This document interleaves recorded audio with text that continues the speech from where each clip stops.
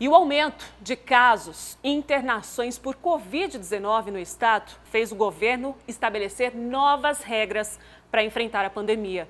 O cenário está relacionado com uma tendência observada em muitos países que já estão enfrentando uma segunda onda. Autoridades e especialistas apontam que o comportamento da população, que tem afrouxado aí cada vez mais os cuidados, é responsável pela piora nos casos. Os casos da Covid-19 voltaram a subir no estado de São Paulo. Segundo o governo, em relação à semana passada, houve um aumento de 18% nas internações de casos suspeitos e confirmados da doença. A média diária de novas internações também subiu. Saltou de 859 para 1.009.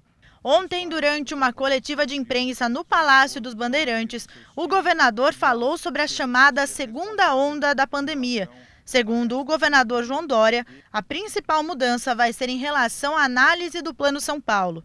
Observando os primeiros sinais de recrudescimento dos indicadores, também diminuímos de 30 dias anteriormente previstos para a reclassificação de 14 dias, como já fizemos num passado recente, quando tínhamos uma situação diferente da Covid-19 em São Paulo. Inclusive, a classificação agendada para o dia 16 foi adiada. Foi uma medida de prudência.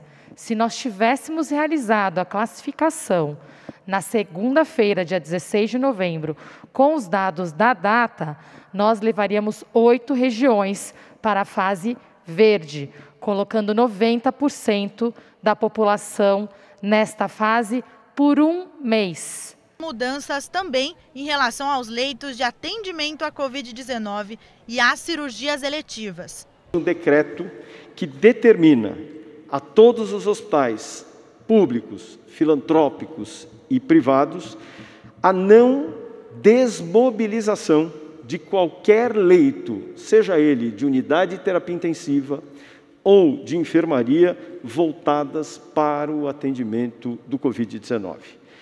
Assim como a não realização de novos agendamentos de cirurgias eletivas, para que dessa forma possamos garantir leitos para todos os pacientes com Covid que possam necessitar a sua assistência hospitalar. Mas, mesmo com essas medidas, as autoridades reforçam que colaboração da população é de extrema importância. Para os jovens não tem tanta importância. Os casos são leves, não vai gerar internação, provavelmente muitos nem vão saber que ficaram doentes. Mas com o tempo e com esse número de pessoas jovens portadoras do vírus, lentamente nós começamos a retroalimentar a infecção daqueles que não podem adquirir a doença, dos idosos, das pessoas que têm doenças crônicas, aqueles que estão ainda isolados.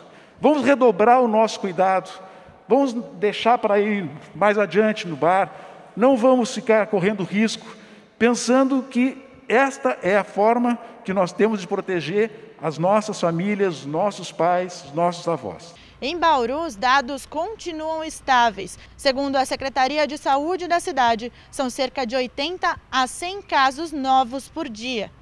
Sobre a taxa de ocupação de leitos para a Covid-19, os números também não tiveram aumento, mas isso não significa que a situação não seja preocupante.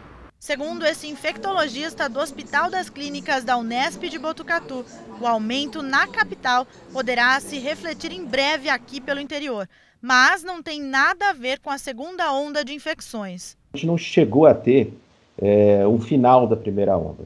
Nós estávamos para fazer isso se continuássemos a cair, mas de repente esse número começou a subir de novo, principalmente nas grandes capitais, principalmente em hospitais privados. Existem hospitais que já estão com as UTIs em São Paulo, na capital, lotada. Esse fenômeno ainda não se repete no interior, não se propagou para o interior, mas é lógico que existe o temor de que isso aconteça aqui no interior de São Paulo, visto que a pandemia, quando ela começou forte nas capitais e depois se interiorizou. Ele explica que o crescimento está ligado à irresponsabilidade da população, que vem se descuidando mais do que deveria com a flexibilização das restrições. Depende do comportamento das pessoas. Então, provavelmente, depende do que cada cidade, do que cada comunidade, como cidadã, vai agir.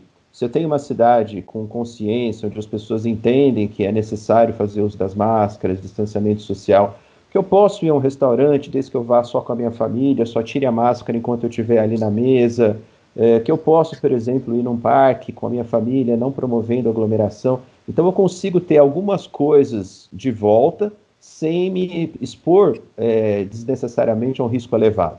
Esse é o ponto, o bom senso. Depende de cada um de nós, depende da cidadania, depende de entender que flexibilização não é banalização, não é volta ao normal antigo.